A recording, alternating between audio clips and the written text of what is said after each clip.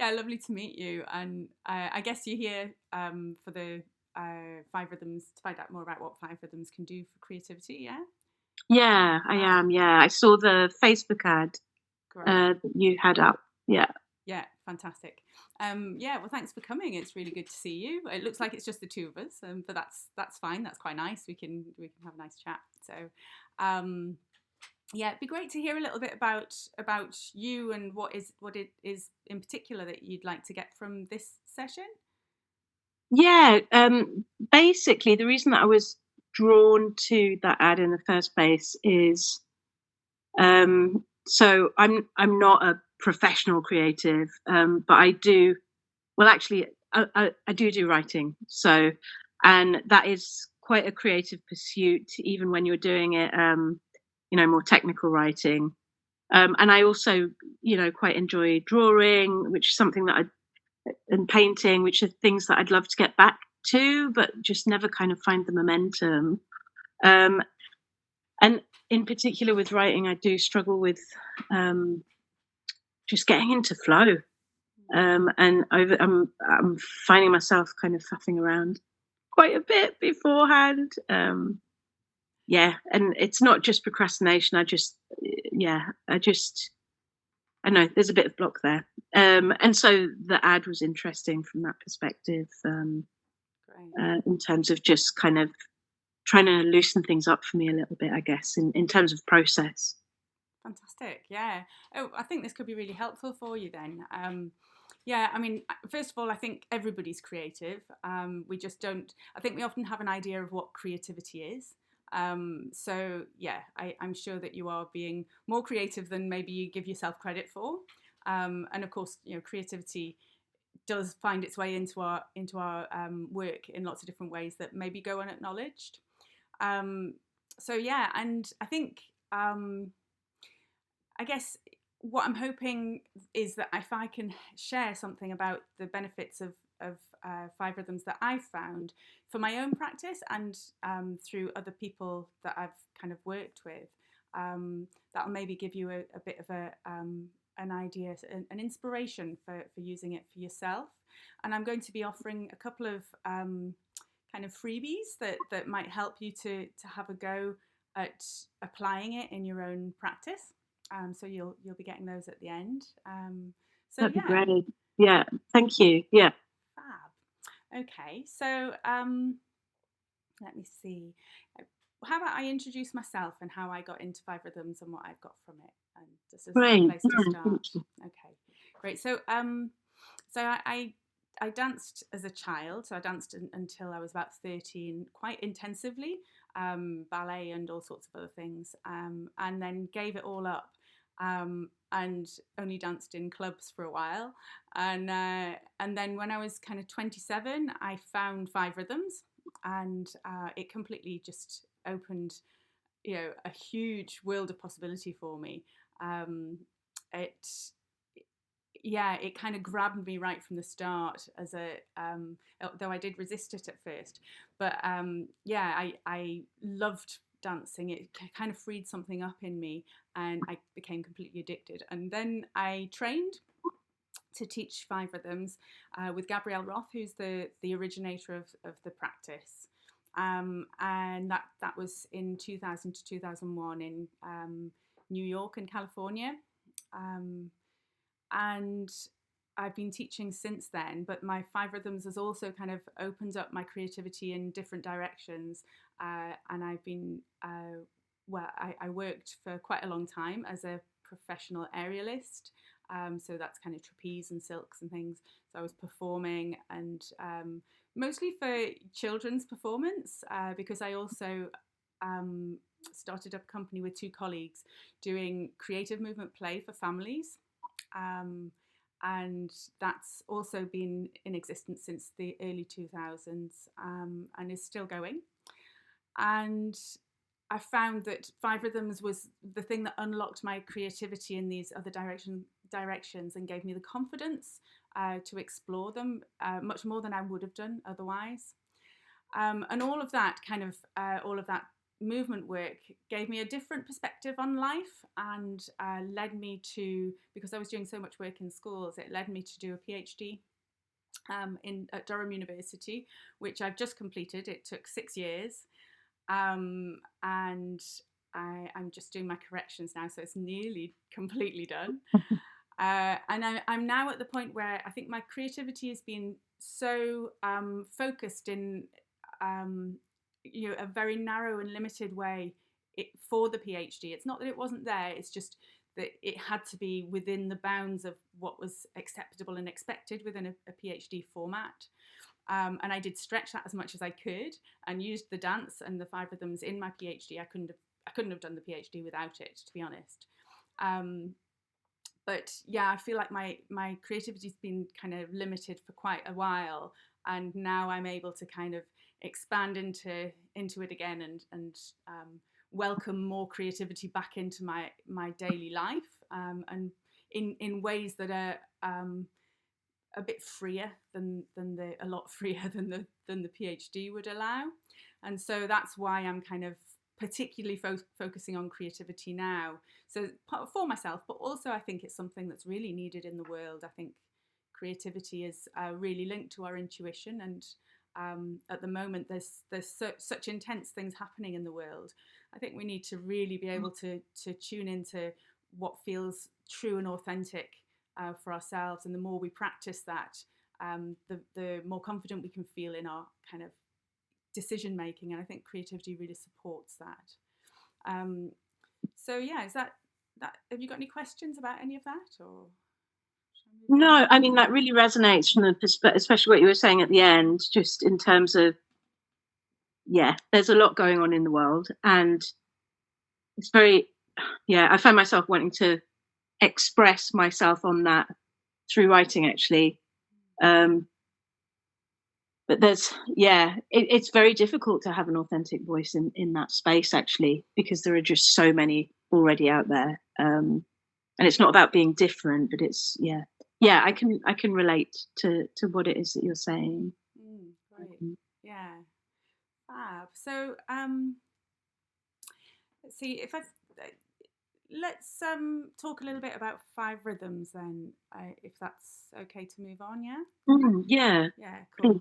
So the practice itself, I mean, it was developed, as I said, by Gabrielle Roth in the kind of from the late 1960s onwards, mostly 1970s, I think. And then she continued working on what she called the map of the 5 rhythms, or the many maps of the 5 rhythms, all the way up to her death in 2012. I was still working with her at that point. And she actually started investigating, because she started investigating a way of helping people to become more fully themselves, and to access what she called the silver desert. So this was kind of an altered mind state that she got to through dancing, with no drink or drugs or anything. And she was at a party one time, and she was dancing, and she entered this altered state of consciousness, and was like, I want to bring people with me. I want to take other people there. And so she tried to map the journey, and what she came up with was this wave of energy, this kind of build up and release of energy. And she worked for decades on it, breaking it down into these 5 rhythms. And she did an awful lot of work with people in all sorts of different community groups. So children in playgrounds, people in mental hospitals who were under the influence of lots of medication, and elders, and all sorts of different groups. And what she noticed was, when things were going well with trying to get them, so she came from a dance background anyway, so she was working in dance with them, and she noticed that when she was managing to get them moving, there was a similarity, a similar pattern, this kind of wave build up and release of energy that just seemed to happen quite naturally. And she observed 5 different stages in that. So these are the 5 rhythms. So the first one is flowing, and in flowing, you're kind of checking in with what's happening inside you. You're um, tuning into your body, your sensations, all the sensory information, feeling your way into movement. You know what feels good, and it's very fluid, and the movement is kind of continuous and circular. You can focus on your inhale, kind of breathing in your dance, if you like, and through following that, you get a really strong connection with yourself and what how you need to move, and and then from that, there's this shift from looking inward to looking outward and connecting with your surroundings and the people and the things, and beginning to express what you've found in your flow. So flowing is finding, staccato is expressing. And in staccato, we begin to kind of um, express in more kind of clearer, more defined, more relational ways. So we're kind of really with the music, the tempo starts to build, and it becomes stronger, clearer, more precise and expressive. Yeah.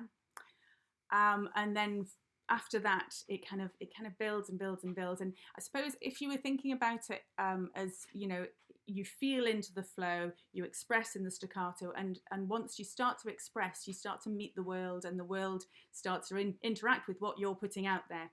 And it's impossible to just stick with your own plan when you do that. It's like, I'm going to move like this. Oh, there's somebody there. Oh, I'm going to have to move around them.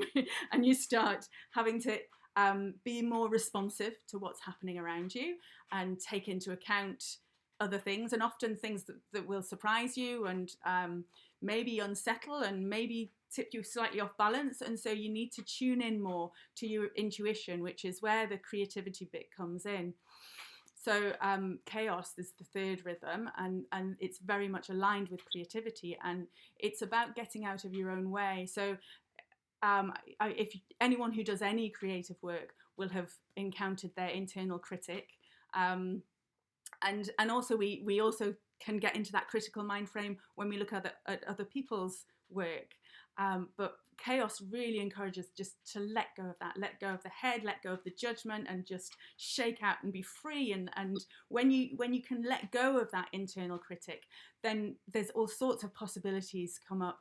And when you can let go of that idea of how things should be, then new creative ideas can come. So chaos is all about that creative freedom, and it can feel a little bit overwhelming sometimes, but some people feel more or less comfortable with it. It's not something that's encouraged in our society often, that kind of real free chaos, particularly in schools and things like that. But what will happen if you manage to kind of surrender to that and go with that chaos creativity is at some point there'll be it's like an expansion into lyrical, which is the fourth rhythm, and that's really uplifting and joyful and liberating.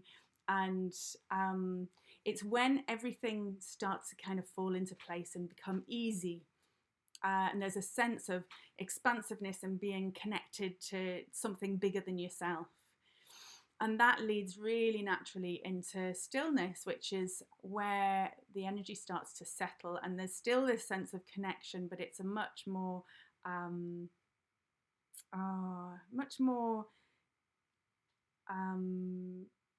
settled, I suppose, is the word that's coming.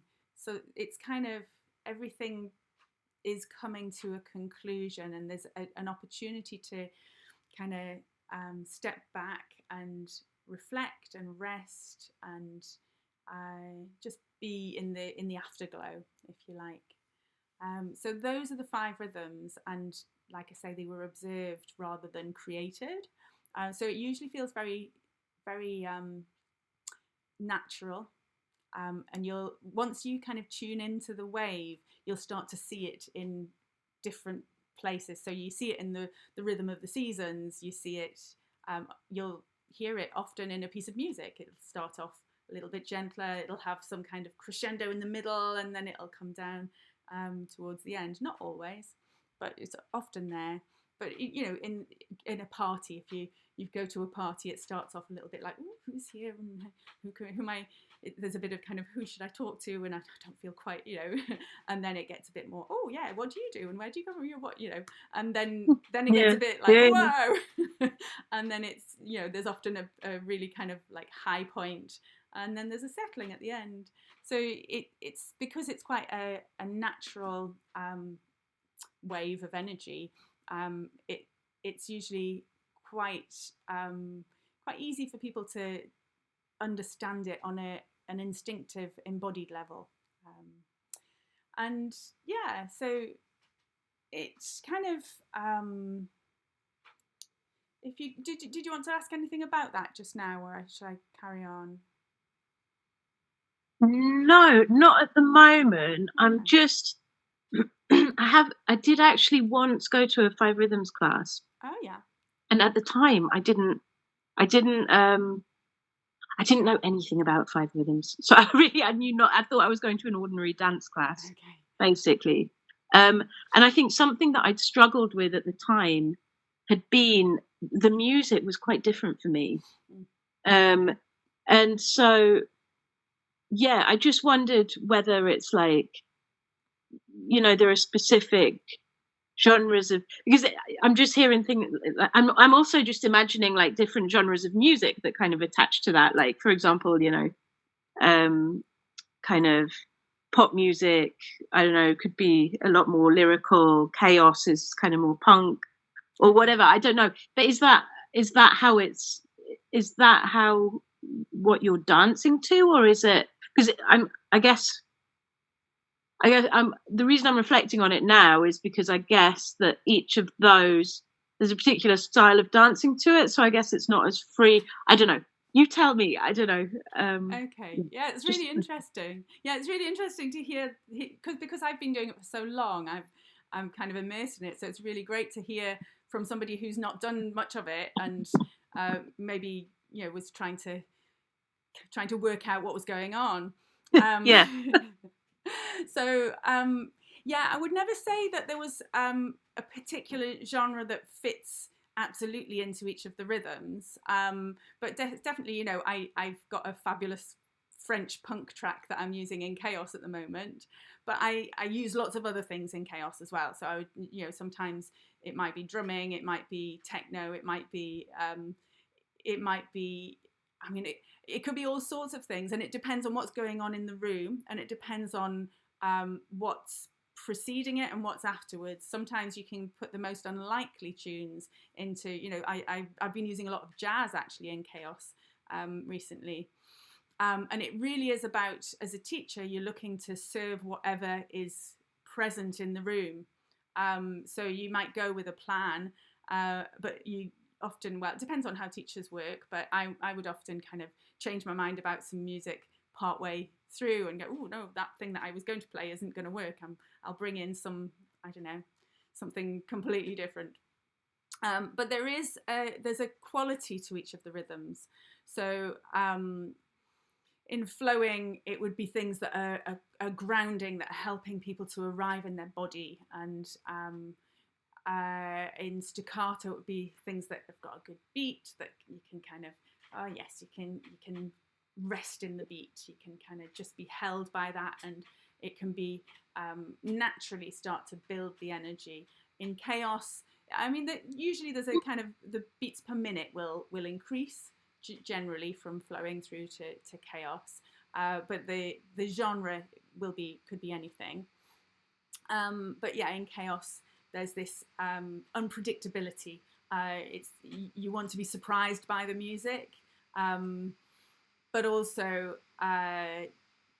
there's a sense of kind of being able to kind of at the same time rest in the beat and be supported towards lyrical, which can be quite trancy. So yes, you want to be surprised and unpredictable to get that creativity going, but you also want to have enough of a holding to kind of be able to really let your head go and not think about things. So there's kind of a balance going on. And then when you get to lyrical, often it's something quite spacious and uplifting, joyful, playful. So again, I have used kind of jazz in lyrical, but also kind of lots of kind of folky type music. I often use with quite fast paced, quite fast beat, and then it'll come down into stillness, and that can be again all sorts of different things. But often quite meditative, and I wouldn't put anything too challenging into stillness. Not in a class anyway. If it was a workshop, maybe we were working towards something, then I might kind of want to stir up something. But generally quite chilled and relaxing in stillness. And it's a moving stillness, so you don't want people really just to be lying on the floor. You want them to be still connected with their body and moving something. So it's really interesting to hear your experience. And also it sounds like maybe you were expecting there to be some steps to follow or something. Yeah, potentially. Or even, I think I thought I could go in and just dance, but I'm really used to dancing. Do you know what I do? I think often when I dance to things with lyrics. It's almost like a disco, and so actually what I'm doing is transporting myself into the story that's being narrated through the lyrics. Mm-hmm. So I think one issue was also having those lyrics removed. Then takes you somewhere else, and it's interesting. No, I think it's a reflection of the fact that I have grown up doing a lot of like club dancing, but disco style, Yeah. And then, and loved it. But then not knowing where to hang my hat. Sure. If that kind of performative element actually, I guess that's it. If that performative element is removed, I think I struggled with where to hang my hat. And that's interesting because for freeing myself, there have been times, for example, really high stress, and I've got to perform, for example, in a written piece, and I will pump up the music, and it just makes me feel better. But I see it's quite different. I'm just wondering how do you relate the wave, or how you feel after the wave, or the process itself? How can that interact with my creative process? Let me come back to that, because I just want to pick up on, you talked about the lyrics and not having lyrics, and so I do use tracks with lyrics in my classes, and lots of teachers do, and there's also a bit of I do it very consciously, so I try to avoid things that will be triggering anything in particular, unless that is a particular theme of the workshop. Or there's, I don't know if you know that Daft Punk song, "Lose Yourself to Dance." It's great. It's really good. Look it up. But I use that, but that's quite that's what we're doing. We're dancing, so it's not going to necessarily trigger anything. But also, there can be a thing with very well-known tracks that you can you don't know what people's associations are with them. So often what I'll try to do with the music is support something, so that it's not about the music. So it often, if I've played a wave that I'm really pleased with, and a class that I'm really pleased with, people don't even notice what the tracks were, because it's playing a supporting role, and the dancer is the center. They're the foregrounded, and their process is foregrounded rather than the music. So that's kind of different, I guess, to clubbing, where it's all about we all know this track and we're going to sing along and jump up and down, which there are moments of in 5 Rhythms often, but that's not necessarily what I'm wanting to do. But yeah, so back to your question about how it supports creativity outside of the dance floor. And yeah, that, I mean, I talked a little bit about my performance work, and I've always been creative in lots of different ways. So I did an art A level and a fashion A level when I was at school. I did a bit of pottery. I've always made things. I've got a big room upstairs with loads of stuff in that when I have time, I go up and I make things, and I really enjoy it. And one of the things that I have done quite a lot of is costume, often for the shows that I've been performing in. And when I first started dancing 5 Rhythms, there was a performance I was making costumes for that I was in, and I was trying to draw the costumes beforehand so that I could show them to the other performers and get any feedback and make any changes that were wanted. And because I hadn't been painting or drawing for quite a while, it takes me a while to get back into it. If I've not done any art form for a while, it takes me a while to kind of get back into it. So often I would have I got used to having at least a day or a day and a half of just creating rubbish, absolute crap. It was just not working. But I just got used to that being a process. I'll have to go through that, and once I've done that, then it'll start coming together. And when I started dancing 5 Rhythms, I just completely by chance discovered that when I danced first, even just for half an hour, it was like that day and a half of producing rubbish just didn't happen. I was straight into the creative flow. So it saved me so much time. And I was able to, I used it repeatedly in that way. And I found it's worked like that for people that have come to my sessions as well, and other people, and other 5 Rhythm sessions.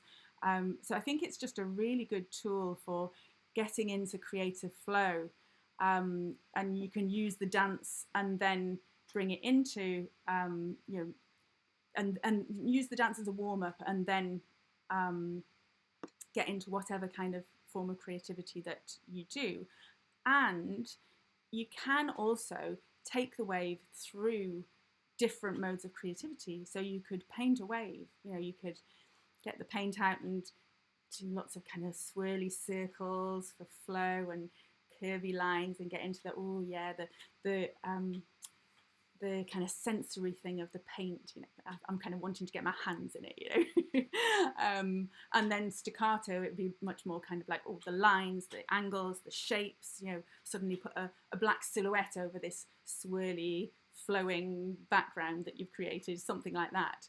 And then chaos would be where everything starts to go a bit freeform, and like you feel like you've lost control, and it's I don't know what's going on anymore. And then lyrical would be, oh wow, I hadn't seen that before. A sense of wonder of like, oh, that's amazing. I hadn't intended that, but it's just happened, and suddenly there's like the figure has turned into an angel or something, And then stillness would be the kind of like, the finishing touches and stepping back and going, wow, that's amazing.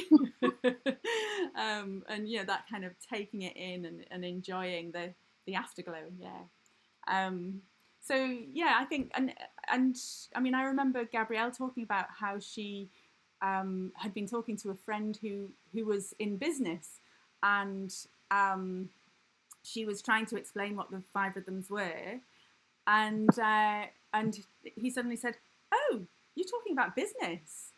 So, I think the wave is just something that resonates on a very instinctive level and can be applied as a lens, a way of looking at and a way of getting into all sorts of different processes, some of which you would recognize as being creative, and some of it which, like business, is not usually thought of as creative, but there's an awful lot of creativity goes into it. So, does that answer your question? Yeah, totally. Yeah. No, I can recognize it, and actually, I've I've done a similar paint. I mean, now that you point it out, I've actually done similar with painting when I just haven't known what to do, and you start doodling, and then kind of seeing where you go with it in the background a little bit. Nice. That sounds lovely.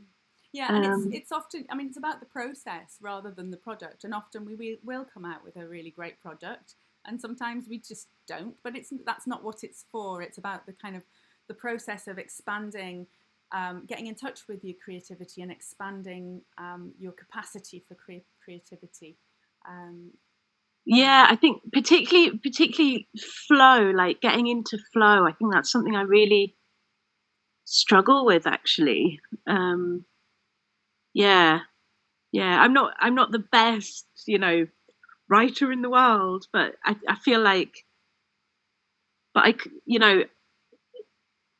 the act of sitting down to write and just getting on with it, it's getting into the flow. If I could just Mm, do that more, actually my writing would just be getting better and mm, better. But it's often that kind of struggle at the beginning that yeah. then acts as a barrier. So that was something that really interested me. Hmm. um yeah, Yeah. in the advert was particularly around the issue of flow. Okay. Yeah. Yeah, I just want to clarify. So in 5 Rhythms, you start with the rhythm flowing, and that's kind of distinct from what we might think of as creative flow, which is a concept that came out of a, a researcher called Csikszentmihalyi, who's a Hungarian, his work was very became very prominent in the 1990s and has been built on since then. But he talked about flow state, which kind of came out of his work around sports people, and noticing that when they were playing their very best, they weren't thinking. They were responding really instinctively, and he Yeah. called this a flow state. So when they've done their 10,000 hours of practice or whatever it is that they needed, and then all of that skill is available to them, and then they have to let go of their head. So this is the letting go, the chaos letting go, and just allowing the instincts to kind of carry you. So that flow state would be accessed in, you would start to access it in chaos, and it would take you into lyrical. But flowing as a rhythm is often a bit stickier than that. So at the beginning of the process, you were talking about finding it hard to get into flow. So flowing could be a really useful doorway for you in that case to kind of um, just start to come back to yourself. What am I feeling? Um, what's going on inside my body? What's the sensory information? You know, I'm feeling frustrated because I'm feeling stuck. Well, how does that move? How can I move my frustration? And starting to find what your body likes, or what not necessarily not necessarily in dance. If you're writing, maybe it's you could write.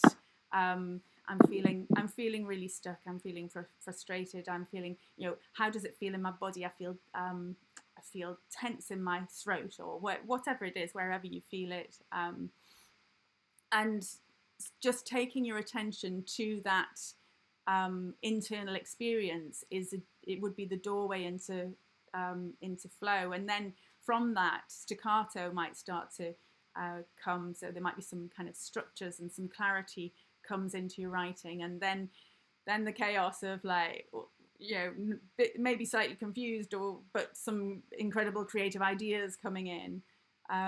So yeah, I think it's important to distinguish between the flowing as the beginning of the rhythms and that flow state, because to expect ourselves to get straight into creative flow would be unreasonable. I think we have to take care of ourselves and look after ourselves, and try and put the internal critic to one side, and um, yeah, and I think the rhythms are really a good structure for supporting that. Does that make Yeah, some sense? I Mm. think what it is that yeah, I've had I've had sessions that have been like 8 hours long, like without wanting to step away Mm, in that process and not making much progress, okay. but going through and continuing to press on because it needs to be done, and coming out at the end of it where I'm in a total flow state. Mm, But okay. it's taken 8 hours to get there, and I can write some great stuff in like at the end of that.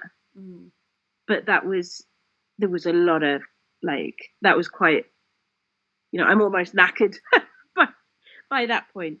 So I am very interested in, mm. I do wonder whether dance could be a Yeah. doorway Well, I'm to. going to send you through a 1 hour playlist. I mean, you can do a shorter playlist. I wanted to do a full hour.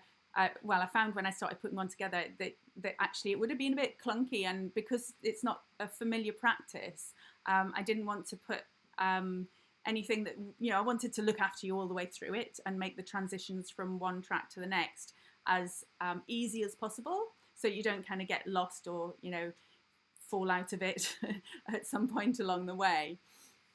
And so this is an hour of music that you can dance to at home, and you can take the rhythms through any art form. There's an added bonus when you dance it, because you've got all the endorphins and the serotonin, and dancing physically, physiologically, what happens when you start moving is really transformative. So you might find that maybe dancing for an hour before you start working will help you to get past that. It'll help you to get to that flow state. I would imagine it certainly does for a lot of people. But then it'll help you to just shift your energy and be able to hit the ground running when you actually start to write. So yeah, I hope. And I've also got a short exercise that you can do at home as well, which I'll be sending you. So it'd be great if you want to have a go at these things, and I'd love to hear how you get on with them, because obviously it's different when you're in a class and you've got somebody teaching, so you'd be much more under your own steam. But I think once we've had a bit of a chat, and there are other resources online. I've got an introductory video online as well, which I can send you a link to if you like. Great, thank you. Yeah, Yeah, that would all be amazing. yeah, Thank you. great. Okay. Um, yeah, yeah. If you could send those through to me, that would be really great. Mm, The other thing was, I just wanted to ask. I'm Durham based, me too. of course. Yes. So I'm just wondering, are there any? I mean, do you run classes, or have you like? Are there regular classes that it's possible to attend if I, find that this is really Yeah. helping? Yeah, I mean, I teach once a month or so in Newcastle, so it's a little bit of a journey, but it's not too far. It's on a Sunday evening, so the traffic's not bad. Um, and that's for the Newcastle Dance Collective. And we're a group of dancers, and we alternate, so we're able to offer a weekly class without anyone kind of having to commit to every week. So I only do once a month or so there. I teach in Cumbria and sometimes in Dumfries and Galloway. Sometimes I cover classes in Manchester and in Calderdale as well. But I don't have anything regular in Durham at the moment, because I'm just coming out of my PhD. So I'm still kind of getting back into that. But I do have a course coming up, which is themed around creativity. So that might be of interest to you. It's not long till it starts now. It starts on Saturday this week, Okay. but it's 5 weekends between now and June. The first one's this weekend, and then there's one at the beginning of each month, kind of around the beginning of each month, all the way through to the 6th and 7th of June. It's one day indoors, dancing in Brancepeth, in beautiful village hall. Okay. Yeah. It's, Yeah. I you know know it. it, Yeah. yeah. It's right next door to the castle, which is gorgeous. Okay. Um, and and then the second day, we're going to spend the morning dancing outdoors at Abundant Earth, which is a small holding just outside of Durham in Broome Park. Okay. Yeah, it's a good place. You should look it up. It's really good. Um, Lots of interesting things happening there. So we'll spend the morning there dancing outdoors, and we're going to have a fire, and I'm making soup for that, and we'll have teas and coffees and a bit of shelter because I think the weather's not going to be great. Hopefully it'll be better in June. Um, and then in the afternoon we're going to take what we've used into the hall in Brancepeth. So it'll follow. So it'll be kind of integrating what we did on the Saturday and the outdoor dancing on the Sunday morning. In the afternoon we'll be kind of bringing all of that together, and there's a different mode of creativity each time. So we've got the first one is the body and movement, the second one is the written word, so that would be great for you. The third one is visual art. Again, you said you enjoy that. The fourth one is voice and sound, and the fifth one is going to be a kind of medley of whatever floats your boat, really. So bringing things from the previous modules and bringing in things that, you know, if you've got some other creative practice that you'd like to bring in, then that's all fine as well. Okay.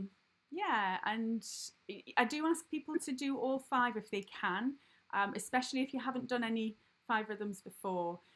If you couldn't make all of them, that's kind of a strong preference. If you couldn't make all of them, then there might be scope for a conversation about, you know, just so that I can make it. It's a closed group, so it needs to be kind of feel safe for everybody, and knowing who's going to be there as part of that. Um, Mhm. so Yeah. it's quite a big commitment. There's different pricing, um, and there is potential. There's sometimes people pay like a solidarity payment, so there's potential for a little bit of help with the pricing if that was an issue. So yeah, that's. Would you like me to send you something through about that? Yeah, if you wouldn't mind, that would be really great. I don't like. Yeah, this weekend is potentially viable. I'll see what I need to do is see how I get on with Yeah, the music. yeah. And then I'll maybe be in touch actually. Could you send some things? Are there still places? Yeah, there's still places. Yeah,